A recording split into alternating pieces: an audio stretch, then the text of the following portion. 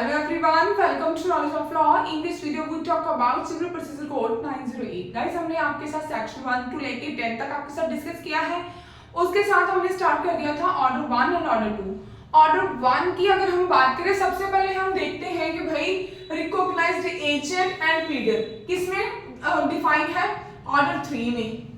ठीक, इसकी क्या नेसेसिटी पड़ी, इससे पहले हम थोड़ा सा रिवाइज करते हैं. अब जब भी हम कोई भी सूट फाइल करते हैं, सिविल सूट, तो गाइस उसमें क्या होता है कि पार्टीज को अपीयर होना पड़ता है. ठीक, जब पार्टी अपीयर होती है, या तो वो खुद अपीयर होती है, ठीक, या उसके बिहाफ पर कोई पर्सन होता है, तो क्या उसमें एडवोकेट की नेसेसिटी होती है? तो यस, उसके लिए भी एडवोकेट की अपॉइंटमेंट होती है. ये सारे का सारा प्रोसेस कहां पर लिखा है? हमारे सिविल प्रोसीजर कोड में 1 by 1 लिखा है सिविल सूट के बारे में. ठीक, पहले हमने क्या देखा था कि पार्टीज ऑफ सूट. हम सबसे पहले देखते हैं कि ये वाला एक पर्सन है, ठीक, इसका नाम है भाई राम, जिसने श्याम के अगेंस्ट सूट फाइल किया है. इसकी बाजू भाई ऐसे कर देती हूं. ठीक, ये क्या है? जो सूट फाइल करता है वो क्या होता है? प्लेंटिफ. जिसके अगेंस्ट सूट फाइल किया जाता है वो क्या होता है? डिफेंडेड या फिर रिस्पोंडेंट.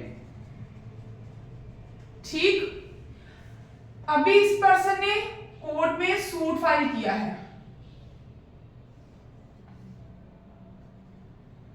ठीक, राम ने किया है सूट फाइल भाई. ठीक, तो सबसे पहले इसने क्या किया? इसमें सूट मैं आपको बता देती हूं कि कैसे देखते हैं.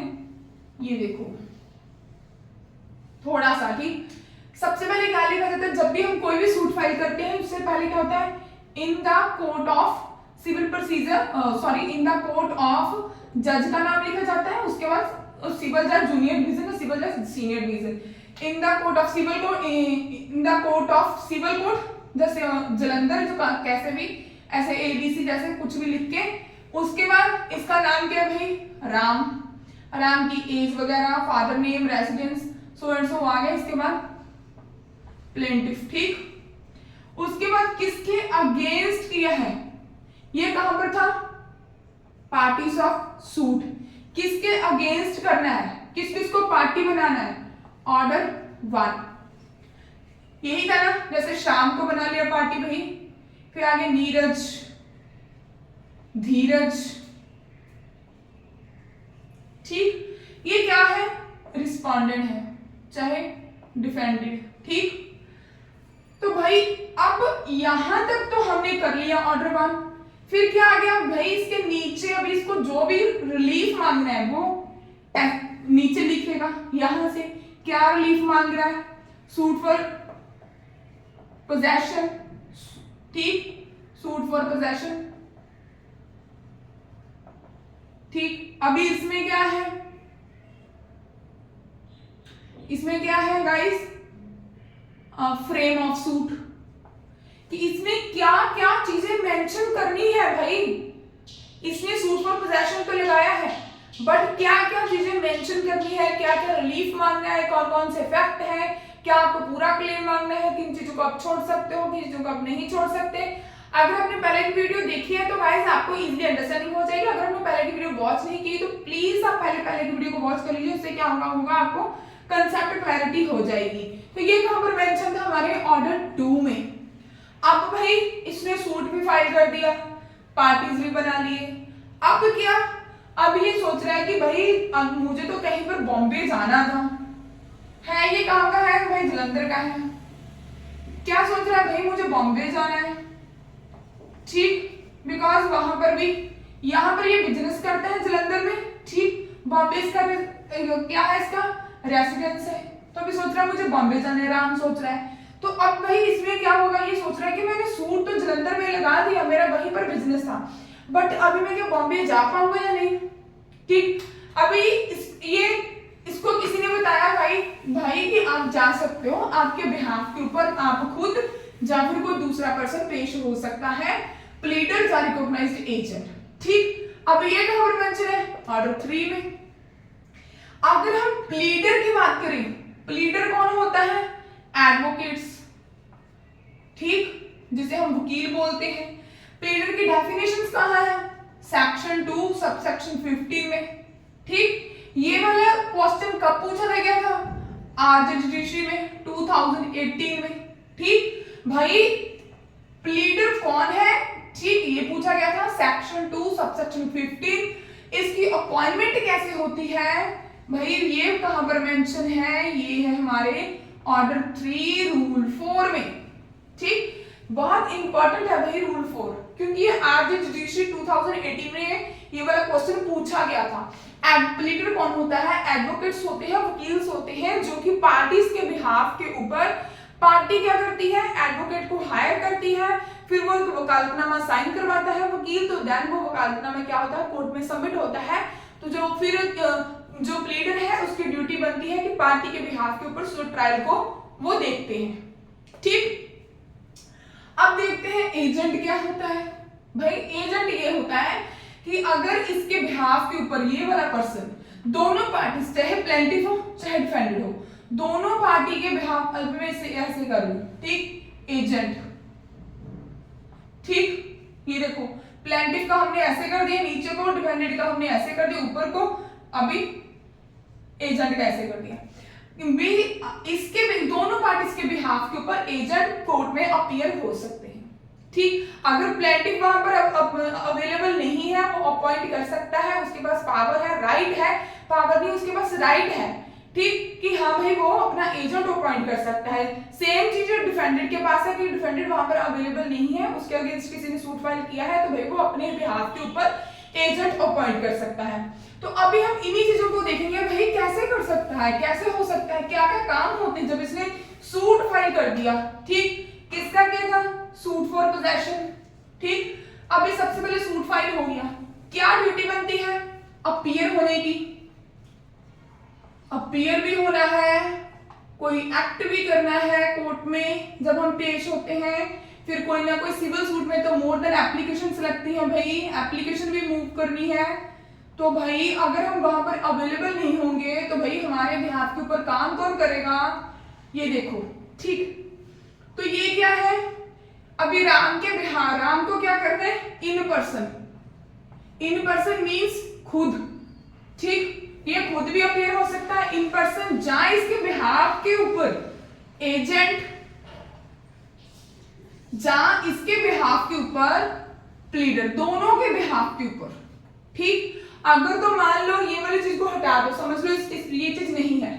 ठीक, अगर तो ये पर्सन इन पर्सन पेश हो रहा है, कभी नहीं हुआ, तो प्लीडर इसके बिहाफ के ऊपर जाके कोर्ट में अपीयर हो सकता है कि हाँ जी ऐसा हुआ है, आज जो प्लेंटिफ है वो इल है, या उसे सफरिंग फीवर है, या फिर उसे कोई प्रॉब्लम है इसलिए वो पेश नहीं हो रहा।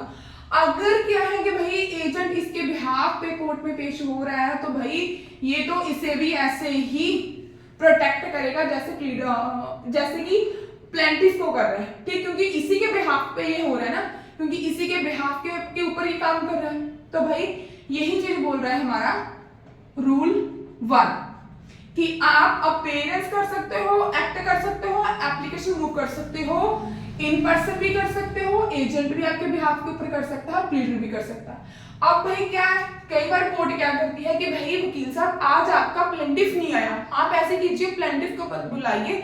कई बार क्या होता है कि फॉर एग्जांपल जो आपका मैटर है कोर्ट को लगता है भाई कॉम्प्रोमाइज इसमें हो सकता है। ठीक, कॉम्प्रोमाइज अभी कौन करेगा? जो एडवोकेट है, एडवोकेट तो यही बोलेगा कि भाई मैं अपनी पार्टी के साथ बात करके बताऊंगा। तो कोर्ट को क्या लगता है कि अगर पार्टी मेरे सामने हो तो मे भी कोर्ट पार्टी को उन चीजों को बता भी सकती है। ठीक, तो पार्टी कई चीजें ऐसी होती है कि भाई उससे पूछ लेते हैं कि अगर आपने ऐसे करना है, जब मान लो कोई भी चीज हो सकती है, तो उसमें क्या होगा भाई, इसने क्या किया, कोर्ट बोल रही है कि पार्टी को खुद बुला लीजिए। ठीक, तो अगर कोर्ट डायरेक्ट करती है तो फिर तो भाई राम को खुद ही आना पड़ेगा, मींस प्लेंटिफ को। ठीक, ये था रूल 1। अभी उसके बाद क्या हो रहा है भाई, ये बोल रहा है मुझे बॉम्बे जाना है भाई। ठीक, मैं यहां पर रह नहीं सकता, फिर क्या करेंगे? तो किसी भी प्लीडर के पास गया, एडवोकेट के पास गया, एडवोकेट ने बोला कोई बात नहीं, आप जो भी पावर ऑफ अटॉर्नी है, through the power of attorney आप एजेंट को अपॉइंट कर लीजिए। कैसे होगा? Recognised agent. ठीक, कैसे होगा भाई, इसने इसका नाम क्या है पी, एजेंट का नाम क्या है भाई पी है। ठीक, through the power of attorney. Power of attorney भी कितने कितने टाइप की होती है। ठीक, आम भी मुख्तियारनामा होता है, खास भी होता है। ठीक, जनरल पावर ऑफ अटॉर्नी भी होती है, स्पेशल पावर ऑफ अटॉर्नी भी होती है। तो उसके थ्रू क्या है, पी को अपॉइंटमेंट कर सकता है, अपॉइंट कर सकता है कौन भाई, राम भी कर सकता है, श्याम भी कर सकता है, कोई भी एनी पर्सन अपना एजेंट अपॉइंट कर सकता है। अगर इसने पी को किया तो ये भी टी को भी कर सकता है। ठीक, मींस दोनों पार्टी के पास राइट है। ठीक, तो इसने इसको पी को अपॉइंट किया राम ने। ठीक, कि आप मेरे आपने जो भी इसने था आपने एक फॉर्मेट में पावर ऑफ अटॉर्नी थी वो साइन करवाई, through power of attorney agent को अपॉइंट किया। सेकंड चीज क्या है कि अभी क्या है, अगर जो इसे भी अपॉइंट करता है तब भी कोर्ट में अपेयर हो सकता है। अभी ये सोच रहा है कि भाई मुझे एजेंट मिल नहीं रहा। ठीक, तो क्या है, ये जलंधर में इसका बिजनेस चल रहा है, उस बिजनेस ट्रेड को जो भी कैरी ट्रेड ऑफ बिजनेस को कैरी कर रहे हैं इसके साथ अदर पर्सन जो इसके बिजनेस में काम कर रहे हैं राम के साथ, वो क्या करेंगे, वो क्या बोल रहे हैं कि भाई राम ने बोला है कि भाई मेरा ऐसा कोई मैटर है, मैं नहीं जा पाऊंगा, आप मेरे बिहाफ के ऊपर चले जाना। कोई भी पर्सन, सुपरवाइजर हो गया या फिर कुछ पीए हो गया।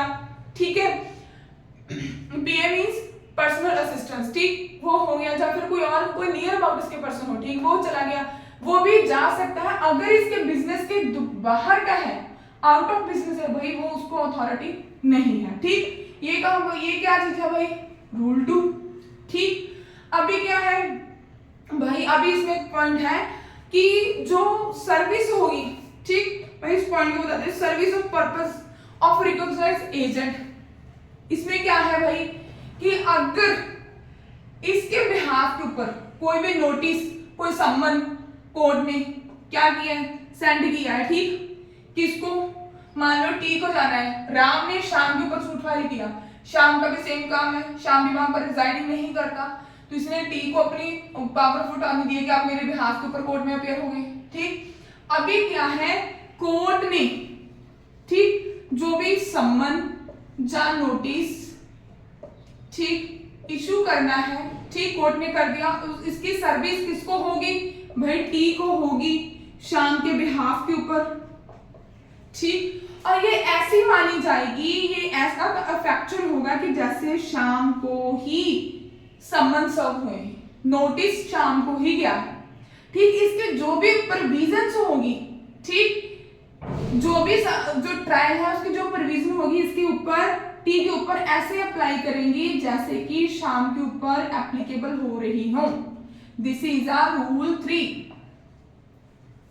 ठीक भाई, अब क्या करेंगे, इसको रूल 3 को मैं थोड़ा सा बता देती हूं। Service of process on recognised agent means जो सर्विस ऑफ प्रोसेस है रिकॉग्नाइज्ड एजेंट के ऊपर कितनी एप्लीकेबल होती है, वो ऐसे ही एप्लीकेबल होगी जैसे कि वो सेम पार्टीज के ऊपर अफेक्ट हुई है।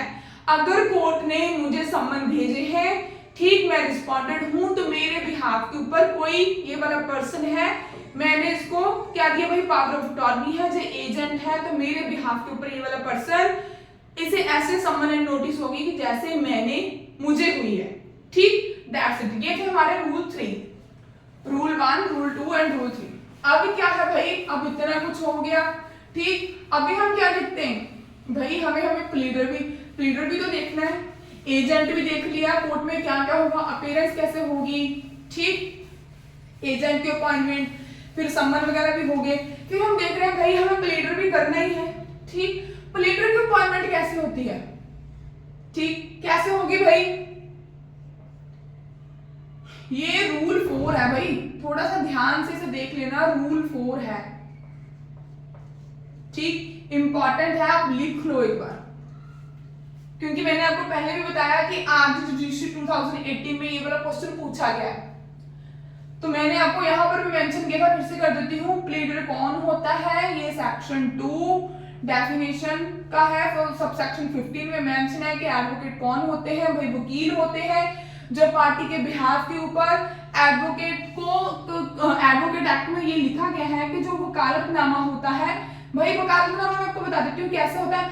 अगर किसी को पता है वकालतनामा कैसे होता है तो मुझे नीचे कमेंट में बताएं। अगर एनीबॉडी किसी की भी ये इच्छा है कि मुझे वकालतनामा देखना है भाई कैसे होता है, तो मैं उसके ऊपर अलग से आपके लिए वीडियो बनाऊंगी और आपको वहां पर वकालतनामे का फॉर्मेट भी दिखवा दूंगी। ठीक, आप बताना मुझे कमेंट करके।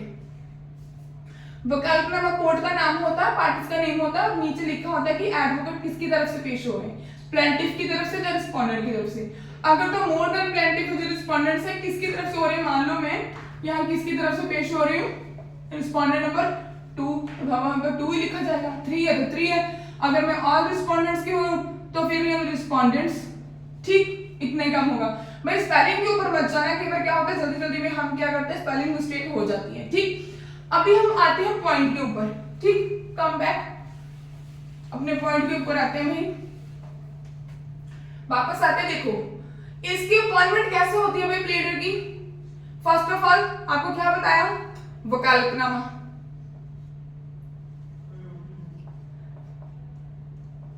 वकालतनामा, ठीक, जिसे क्या बोलते हैं, पावर ऑफ अटॉर्नी।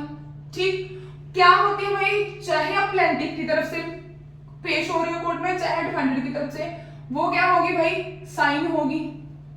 ठीक, ये क्या है, साइन होगी। ये वकालतनामा है, कोर्ट में लग गया।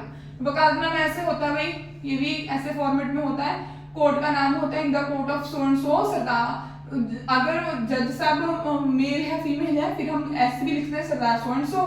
कोर्ट जो भी है civil senior junior division senior division ऐसे। फिर नीचे टाइटल जो होता है, प्लेंटिफ ये, डिफेंडेड ये, किसकी तरफ से पेश हो रहे वो हो गया। अभी क्या है भाई, कोर्ट में आपने वकालतनामा, यहाँ पर एडवोकेट के सिग्नेचर होते हैं, यहाँ पर क्लाइंट के सिग्नेचर होते हैं। ठीक, अभी सिग्नेचर हो गए, सिग्नेचर होने के बाद ये कहां पर जाएगा भाई, कोर्ट में सबमिट होगा। फर्स्ट रूल में तो यही बताया गया है कि भाई वकालतनामे के थ्रू आपका जो प्लीडर है वो अपॉइंट किया जा सकता है। आप जब भी आपने किसी भी प्लीडर को अपॉइंट करना है तो वो थ्रू द वकालतनामा वो क्या है भाई, कोर्ट में आपका साइन हो गया, उसकी ड्यूटी बनती के बाद में कोर्ट में सबमिट कर दे। ठीक, वकालतनामे के थ्रू। विदाउट वकालतनामा, मैं आपको एक बार और बता देती हूँ कि विदाउट वकालतनामे के बिना कोर्ट में कोई भी एडवोकेट अपीयर नहीं हो सकता किसी भी पार्टी के बिहाफ के ऊपर। वकालतनामा is a must be important for each and every advocate.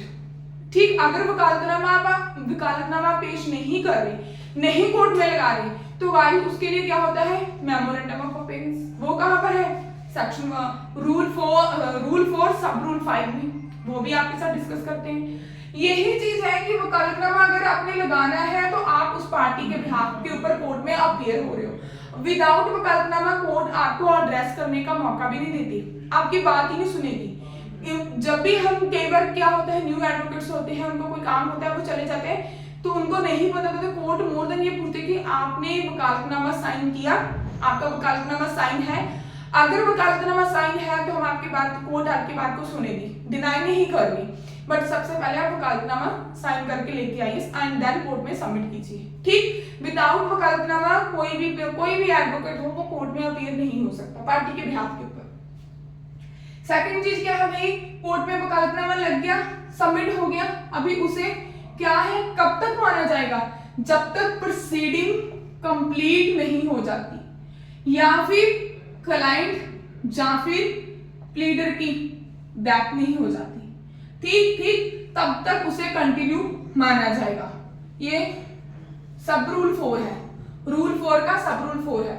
ठीक भाई, अब इसमें क्या बताया गया है और क्या चीजें बताई गई है भाई, इसमें ये भी चीज मेंशन की गई है कि फॉर द पर्पस ऑफ, जो हमारा वकालतनामा है किस किस चीज के लिए होगा, कोई भी सूट हो उस सूट के ऑर्डर के लिए। ठीक, उस सूट का ऑर्डर, कोई भी मुकदमा है उस मुकदमे के ऑर्डर की डिक्री के लिए, रिव्यू के लिए एप्लीकेशन फाइल करनी है, उस चीज के लिए भी आपका पावर ऑफ अटॉर्नी कंटिन्यू होगी। जहां फिर कोई सूट है, उस सूट में आपको कोई ऑर्डर है, डिक्री है, उस रिलेशन में सेक्शन 52 जो सेक्शन 44 की एप्लीकेशन मूव करनी है, तब भी आपका वकालतनामा कंटिन्यू है। ठीक, या फिर इसमें क्या है, कोई सूट है, उस सूट की डिक्री की अपील करनी है, तब भी आपका वकालतनामा कंटिन्यू है, ठीक। फिर उससे क्या है, एनी एप्लीकेशन और ऐप, इसमें क्या है, कोई भी सूट है उस कोर्ट के कनेक्शन का, ठीक, कोई भी सूट है उस कनेक्शन में आपको क्या करना है, मनी रिफंड करनी है तब भी, कोई डॉक्यूमेंट कॉपीज वगैरह लेनी है तब भी, या फिर कोई डॉक्यूमेंट प्रोड्यूस हुए हैं वो रिटर्न करने हैं तब भी आपका वकालतनामा कंटिन्यू है। इसके बाद आपको देखते हैं रूल 4 का सब रूल 3। इसमें यही है कि जो प्लीडर होते हैं, जो क्लाइंट्स होते हैं, अगर उन्होंने अपना एक टाइम पीरियड के लिए होते हैं, अगर किसी भी पार्टी, जब भी कोई पार्टी कोर्ट में अपीयर हो रही है, उन्होंने अपना वकील नहीं किया तो कोर्ट ने टाइम दे दिया कि भैया आप अपना इतना टाइम वकील कर लीजिए, ठीक। और इसमें क्या है भाई इसमें एक चीज और बताई गई है सब रूल 4 में भी, जब भी कोई पर्सन, ठीक, मान लो हाई कोर्ट में कोई केस चला गया, वहां पर क्या है कि वकालतनामे के ऊपर, ठीक, अगर कोई पर्सन साइन नहीं कर सकता तो उसका जो भी थंब इंप्रेशन लगेगा वो उसको वैसे ही लगेगा जैसे कि हाई कोर्ट की इंस्ट्रक्शंस दी गई हैं। अब इसमें एक बात और है कि अगर किसी एडवोकेट ने, ठीक, मान लो मेरे पास कोई भी केस आया, मेरे किसी नॉन ने बोले कि भाई यार आज ये वाला उस पर्सन का केस है, आप उसमें अपीयरेंस चले जाओ, आप चले जाओ, मैं बोल रही हूँ नहीं भाई मेरे पास तो उनका वकालतनामा नहीं है, तो मैं कोर्ट में कैसे अपीयर हो सकती हूँ, तो वो बोल रहे हैं कि नहीं आज का आप हैंडल कर लो। उसमें क्या है, आप जो भी लॉयर्स हैं उनके पास ये राइट होता है कि वो मेमो लगा सकते हैं, मेमोरेंडम ऑफ अपीयरेंस, ठीक, जिसे हम शॉर्ट में मेमो भी बोलते हैं, ठीक। तो ये क्या होता है, पार्टीज के बिहाफ के ऊपर ही कोर्ट में आप लगा सकते हो। भाई कैसे, इसमें क्या लिखना होता है, आपको कोर्ट का नेम लिखना होता है, ठीक, कोर्ट नेम, पार्टीज नेम, ठीक, और क्या चीज है भाई ये भी देख लेते हैं, नेम ऑफ द पार्टी। तो फिर नेम ऑफ द पार्टी हुंदा, आप किसकी तरफ से अपीयर हो रहे हो, ठीक, आपने कोर्ट का नाम लिख दिया, आपने टाइटल लिख दिया, फिर आपको ये भी लिखना है कि मैं जो मेमोरेंडम मेमो पेश कर रहा हूँ वो किसकी तरफ से, प्लेंटिफ की तरफ से या रिस्पोंडेंट की तरफ से। अगर एक मैटर में रिस्पोंडेंट 1 और मोर रिस्पोंडेंट्स हैं, फिर आपको ये भी मेंशन करना है कि आप कौन से रिस्पोंडेंट के बिहाफ के ऊपर मेमो लगा रहे हो, मेमो, ठीक। फिर सी में क्या होता है, name of the person whom the authorised to appear. हाँ भाई आपको ये चीज मैंने आपको बता दी कि आपको किसने ऑथराइज किया है, आपको पार्टी का नेम लिखना है, और थर्ड बात ये कि किस पार्टी ने आपको, ठीक, आपको ऑथराइज किया है। इसके बाद प्रोविजन क्या लिखी गई है कि भाई जो भी इससे क्या होगा कि जब भी आप मेमो पेश करते हो उसके बाद क्या होता है कि आपको जैसे आपको बोलना होता है कि कोर्ट को कि मैंने अपीयरेंस मेमो लगा दिया, नेक्स्ट डेट को मैं इसका क्या करूंगा भाई, पावर ऑफ अटॉर्नी लगा दूंगा, ठीक। अगर कोई दूसरा इसमें कोई इशू ना हो तो आप ये चीज बोल सकते हो नॉर्मली, ठीक। अभी इतना तो हो गया। अभी इसके बाद क्या है भाई, अभी इसमें एक चीज और आएगी जो हमने रूल 3 पढ़ा था वो उसके साथ सिमिलर ही है, service of process on a pleader. Guys ये सिमिलर चीज है, इसे बताने की मुझे नहीं लगता रिक्वायरमेंट है। रूल 6 में क्या बताया गया है, agent to accept service besides the recognised agent described in rule 2 any person residing within the jurisdiction of the court may be appointed an agent to accept service of process। अब जो आपका यूरिस्डिक्शन है उस यूरिस्डिक्शन के एजेंट को छोड़कर अगर आप दूसरा कोई एजेंट करते हो तो भाई वो ऑथराइज नहीं माना जा सकता। तो जो आपका यूरिस्डिक्शन है उसी हिसाब के आपका एजेंट होना चाहिए, ठीक, उसको छोड़कर, ठीक। मे बी अपॉइंट, कोर्ट में आप अपॉइंट हो सकता है आपका जो भी एजेंट होगा, ठीक। 2 में बोला गया है appointment to be in writing and filing the court. जो भी अपॉइंटमेंट होगी चाहे वो स्पेशल हो चाहे जनरल हो, वो एक इंस्ट्रूमेंट एक राइटिंग सिग्नेचर में होगा। जो भी आपका जनरल हो चाहे वो जो भी प्रिंसिपल मींस जो भी आपका रूल एंड रेगुलेशन है, मान लो आपने जो भी आपकी पावर ऑफ अटॉर्नी है, आपने स्पेशल पावर ऑफ अटॉर्नी है, जनरल पावर ऑफ अटॉर्नी है, उसके हाथ के ऊपर जो भी सिग्नेचर होंगे, जो भी आपका प्लीडर होगा वो उस हिसाब से कोर्ट में अपीयर हो सकते हैं, उसकी अपॉइंटमेंट हो सकती है कोर्ट में, ठीक। और 3 में ये बोला गया है कि अगर कोर्ट ये बोल सकती है कि ये वाले एजेंट को हम अपॉइंट नहीं कर सकते, या एजेंट अपॉइंट हो रहा है, कोर्ट बोल रहे हैं कि नहीं आप नहीं, अभी आपका जो पार्टी है वही आए, तो भाई कोर्ट के पास पावर है, कोर्ट इन चीजों को बोल सकती है कि इस जो भी आपका एजेंट है कोर्ट उसको कंसीडर कर सकती है या नहीं कर सकती है, ये कोर्ट के ऊपर है, ठीक। तो अगर आपको हमारी वीडियो अच्छी लगती है इसे लाइक कीजिए, शेयर कीजिए, चैनल को सब्सक्राइब कीजिए। गाइस ये आगे के लिए एफर्ट्स लग रहे हैं, तो अगर आपको थोड़ी सी भी नॉलेज को रिक्वायर होती है तो प्लीज आप हमारे चैनल को लाइक कीजिए, शेयर कीजिए, वीडियो को भी लाइक कीजिए, चैनल को सब्सक्राइब भी कीजिए।